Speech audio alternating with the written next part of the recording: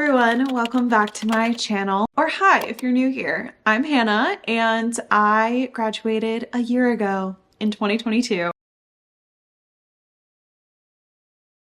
I feel like we are starting to hear more talk about like post-grad things. There's YouTubers out there like myself who kind of show this post-grad life, the transition, but it's hard because everyone is going in different directions. You know, maybe you're graduating and you have a job set up like more of a corporate position.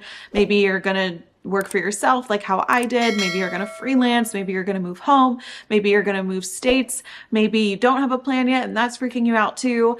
I am here to just say, everyone watching, take a deep breath. It's gonna be okay. I'm gonna share the things I wish I knew, things I would tell myself a year ago when I had just graduated. And then I also asked you guys on Instagram for questions that you may have about post-grad, like making new friends, dealing with friends moving away, dealing with loneliness, would I recommend living on my own?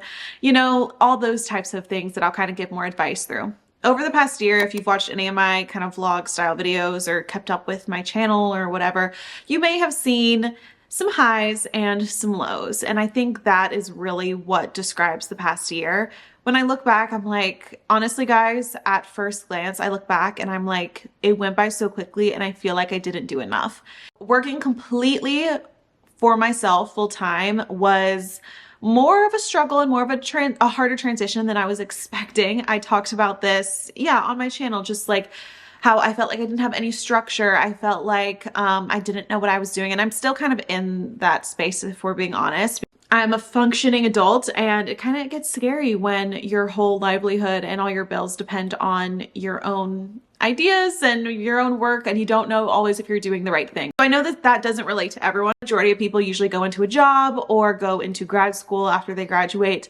They don't work for themselves. So I know that doesn't relate to anyone, but if it does relate to you, please let me know. And I hope my other content can be helpful for you as well. But yeah, I just want to share kind of the things that I wish I knew, because maybe you've heard this, everyone was warning me. I heard the warnings like post-grad is tough. It's a confusing time, but being me, I was like, oh, I got this. Like I've been doing my YouTube, my business for 3 years while in college, like taking away the college aspect. I'm going to have so much time. It's going to be so much easier. And in some regards, I definitely have way more time on my hands than I did in college. But for someone who thrives on being busy, that has been a challenge in itself too.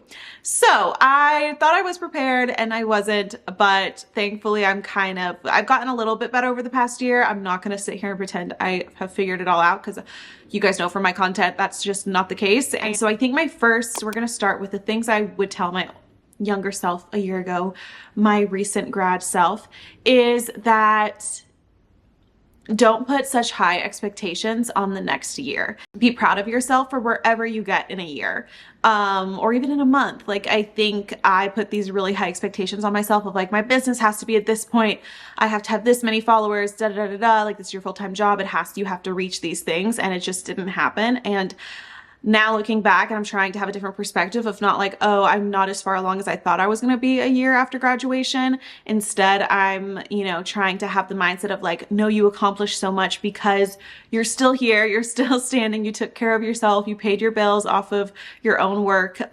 You made new friends, and that in itself like is enough. The next thing is that it's okay to not have a plan. I was very thankful I did have kind of a plan. I knew I was working for myself. I didn't know exactly what that was going to look like. I didn't have a schedule set up for myself. But it's okay if you don't have a job lined up for right after graduation. Go home for a while. Find a job you really love, like especially if you want to move states. Like because I was staying in Nashville, it was just easier to move from one apartment to the next. But if I was moving states, I probably would have moved home with my family over the summer and just kind of relaxed a bit and made sure I was really happy with my decisions and, kind of took some time to reflect and just enjoy that summer. But because, I was working for myself, I kind of had to throw myself into it and be like, okay, we got to make this work, and got an apartment and all of that.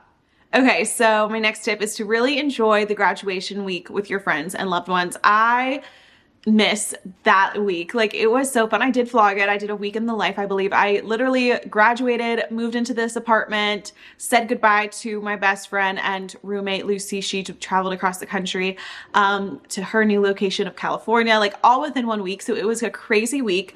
But the lead up to graduation was so fun. Like, make plans for yourself, do things with your friends, do things with your loved ones, go out to eat, and just enjoy it. Like, don't be stressed. Graduation, the actual ceremony is a piece of cake, and you're just need to soak it all in. Because a little bit about friendships, and I'm going to give my advice for finding new friends and stuff when we get to the Q&A, but a few things that I would wish I knew post-grad is that your friends are now going to separate into completely different stages of life.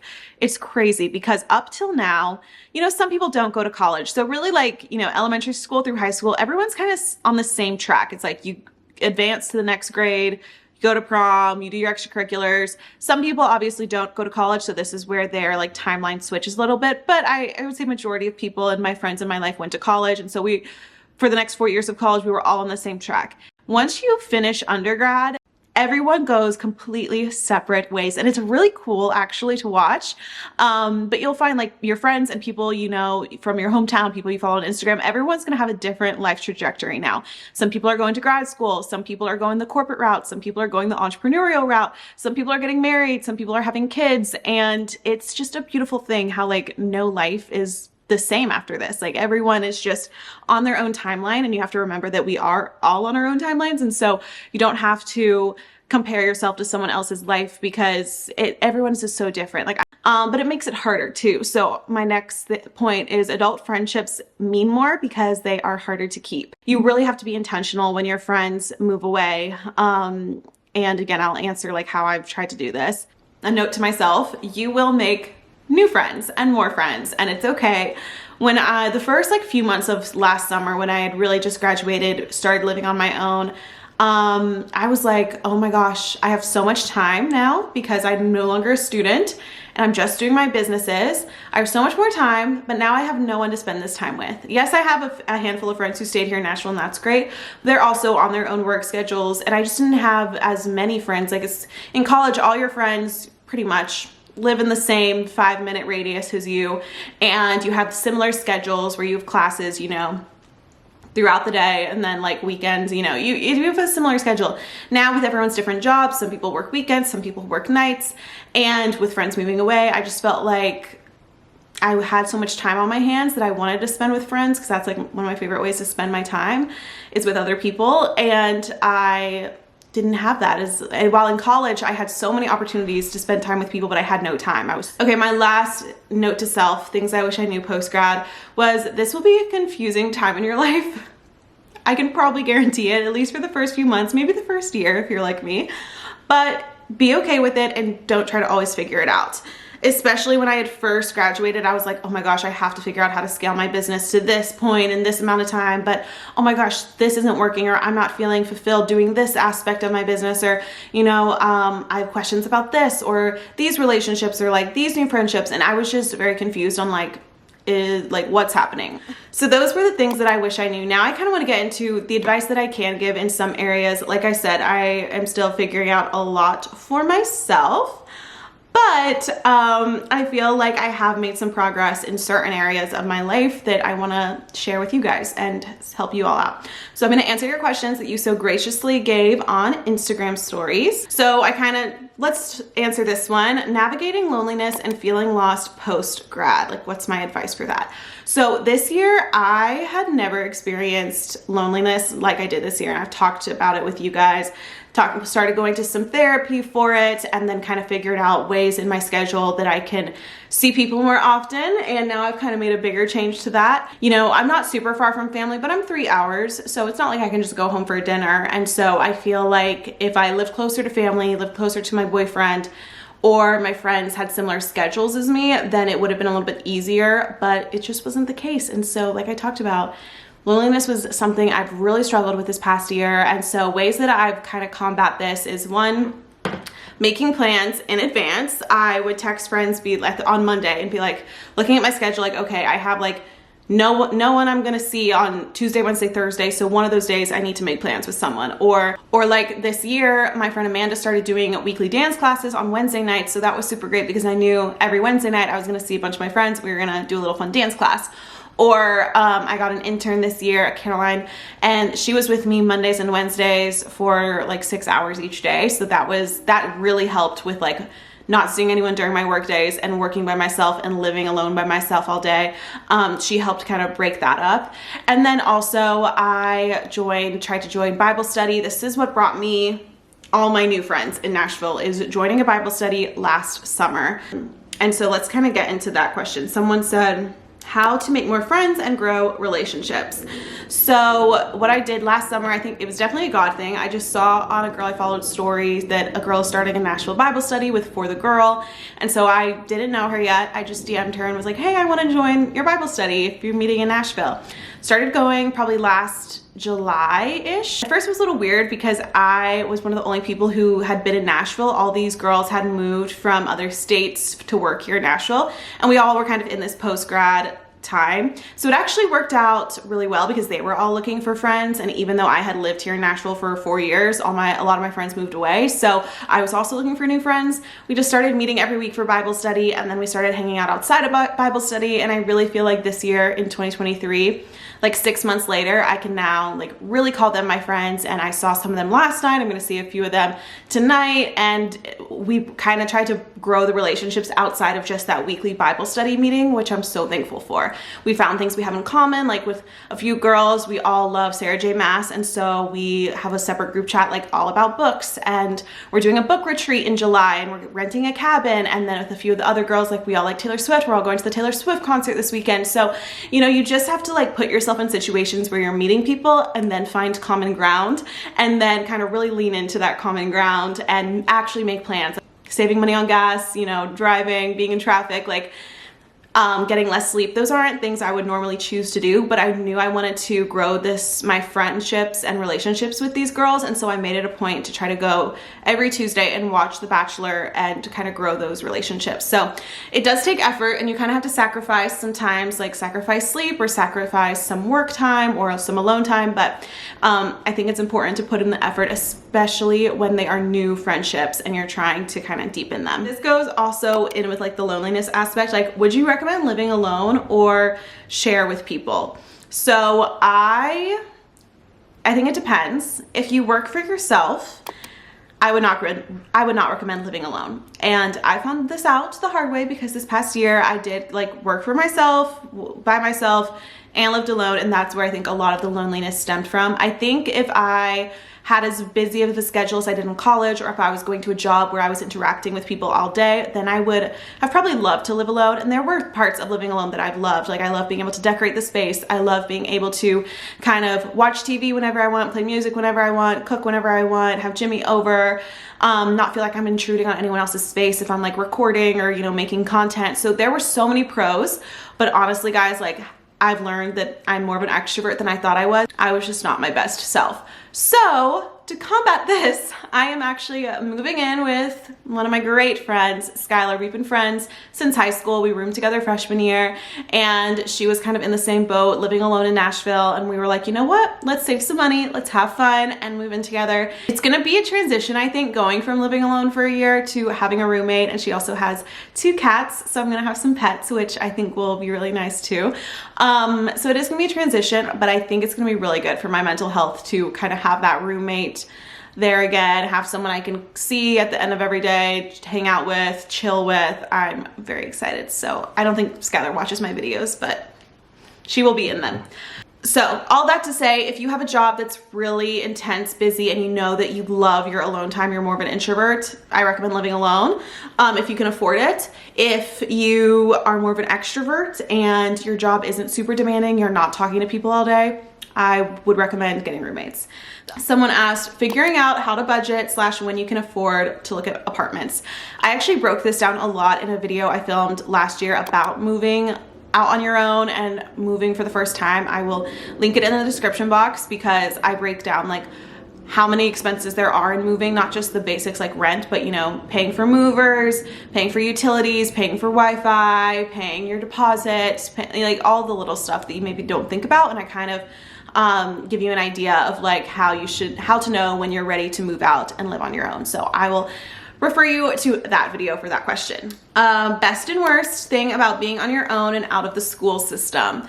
The best thing 100% for me is the flexibility. I know this doesn't apply to everyone, but because I make my own schedule, I can kind of take vacations or go on trips whenever, because I can also work from wherever for the most part. Just having that flexibility to be able to work on the go and go on trips. Like I went to Europe in the middle of April. I wouldn't have been able to do that when I was in school during the spring semester. And so that has 100% been the best thing. It's just more flexibility. And then the worst thing I think is that aspect of friendships. I think that's a huge part of college, is your friendships and your relationships and just being with people your own age and hanging out and chilling, and yeah, it's fun. So I think that would be the worst. How do you stay in contact with friends long term, especially if in other cities or across the world? I thankfully don't have any friends who are living abroad, but LA and New York and the Midwest, and I have some a lot of my friends are living in other states, and there's some friends that I schedule trips to go see, especially, you know, New York and LA. Those are fun places to visit and they're good for my work. So I try to always have a trip on the calendar, like know when's the next time I'm gonna see them, even if I don't have the plane ticket or they don't have the plane ticket booked. So kind of just having in my head, like, okay, this is when I'll see you next. And then for some friends who I don't feel like I have to like constantly call or FaceTime or do anything like that, or I see them a little bit more often, just staying in contact like with Snapchat or with Be Real, or sending them funny TikToks or TikToks I think they'll like. This is why I also love social media. And I love seeing my friends' TikToks and Instagram. Obviously, I'm the one who posts the most, so they probably always know what's going on with me. But I like when my friends post and I can keep up with what they're doing. What was the first thing you did after graduation? We went out to the best brunch in Nashville. We haven't been back to this restaurant since graduation a year ago, and I have to go back soon. It is called Adele's, and we had this big brunch buffet. It was so good. Like I said, just the whole graduation weekend and week was so fun. We had an amazing dinner the night before with mine and Lucy's families. We had like 15 people in this restaurant, a big, delicious dinner, and then we went to brunch after graduation. And I was so exhausted, I didn't really get to enjoy the brunch because I was just, you know, all the emotions and just exhaustion from the week, but it was delicious. So highly recommend planning a yummy meal for you and your loved ones to go to after you graduate. Do you think about going back and continuing education? No, not at this moment. It's really expensive. Like I said, I'm still paying off some of my loans from Belmont. It's expensive, and I feel like I'm learning a lot more by doing and like reading books, listening to podcasts, trying to take master classes. I want to go to more conferences and things, and so I feel like I'm learning a lot from that, and I don't feel it necessary to go back to school at this point. I'll never say never. I could see myself getting bored down the line and wanting to go back, because I actually think I really would enjoy a master's program. This kind of flows into what I was talking about. How do you continue to allow yourself to learn / putting into practice within your career? I feel like I'm constantly learning being a business owner, and maybe in your job, like an easy way is to just follow the people above you and, you know, ask someone to be your mentor, or ask a lot of questions in your job, and don't always just pretend like you know everything. I think there's a lot of humbleness and just, you know, asking and wanting to learn more. But for me, with running a business every day, I'm Googling stuff, I'm trying to read business books, listening to podcasts. I'm always trying to learn how to be a better leader, how to be a better business owner, a better content creator. I really do try, and I enjoy learning. So it's fun for me as well. But sometimes. All right, so those are my note to selves. That's my advice for post-grad. If you are about to graduate or you are in this season with me, I gotta plug in my product here, the Postgrad Workbook, our Dream Achieve best-selling workbook planner, 6 months undated. Start it whenever. It's gonna help you manage all the things in your life that are going crazy, and it definitely helps me kind of put together a schedule for my days, a schedule for my life, and figure out my goals, my budget, my habits, all of that. So I will link that in the description box if you're interested, because I think that's a great tool. Also, if you know someone who's graduating soon, it's a great graduation gift. All right, thank you guys so much for watching this video. I hope something resonated with you or was helpful or you can relate, and I wish you the best of luck on this journey. If you have any questions, let me know in the comments, and of course follow along on my Instagram and TikTok, because I do share a lot about kind of just my lifestyle, my routines, trying to figure out this crazy thing called life. And I will see you guys in my next video. Bye.